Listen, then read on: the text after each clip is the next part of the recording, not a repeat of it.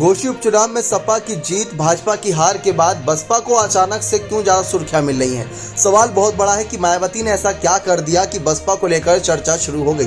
दरअसल देखा जाए तो घोसी उपचुनाव में जिस तरीके से नोटा के बटन को इस्तेमाल किया गया प्रत्याशियों के द्वारा, ये चर्चा का विषय बन गया, यानी नन ऑफ दी अबव। और इसी के साथ साथ दलित वोटर्स को लेकर भी कहा जा रहा है कि क्या दलित वोटर्स ने अब मायावती का साथ छोड़ना शुरू कर दिया है।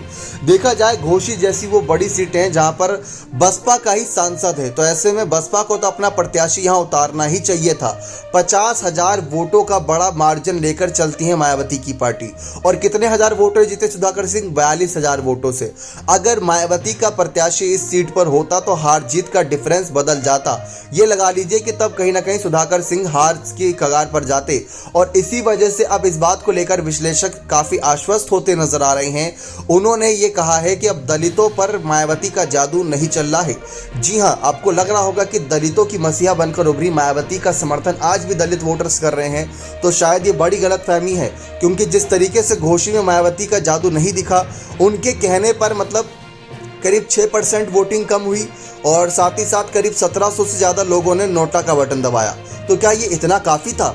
मतलब मायावती ने कहा था, बसपा ने कहा था, तो क्या 1,000-2,000 लोगों के नोटा के बटन दबाने से बात बन गई?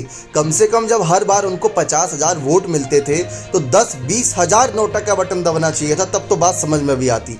लेकिन बहरहाल देखा जाए तो 2024 से पहले इसको एक बड़े संकेत के रूप में देखा जा रहा है कि इंडिया दल के साथ अब दलित जाना शुरू हो गया है। क्योंकि अखिलेश यादव ने पीडीए का फॉर्मूला आगे लगाया हुआ है, यानी पिछड़ा, दलित और अल्पसंख्यक। उन्होंने कहा ये 3 वर्ग ऐसे हैं जो भाजपा का सुपड़ा साफ कर देंगे, और वही हकीकत भी होती नजर आ रही है। घोसी के साथ ही शुरुआत कर दी है।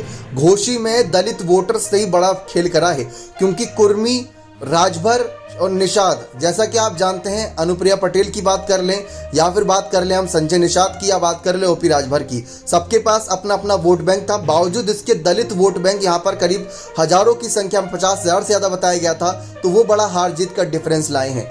वोटिंग थोड़ी कम हुई, इस बात को भी स्वीकार किया जा रहा है। मायावती का थोड़ा असर तो देखने को मिला, लेकिन अब बसपा को बहुत ध्यान देना जरूरी है, क्योंकि सपा की तरफ और इंडिया दल की तरफ उनका वोटर्स खिसक रहा है, और लोकसभा चुनाव से पहले बहुत बड़ा संकेत है। अभी तो घोसी विधानसभा सीट जीती है, अभी आप याद रखिए कि सांसद भी घोसी का बसपा का है। कहीं वो सांसद इस समय चला ना जाए सपा की ओर, क्या वोटर्स खेल ना कर दे, क्योंकि वोटर्स उन्हें याद रखते हैं जमीनी स्तर पर एक्टिव रहते हैं।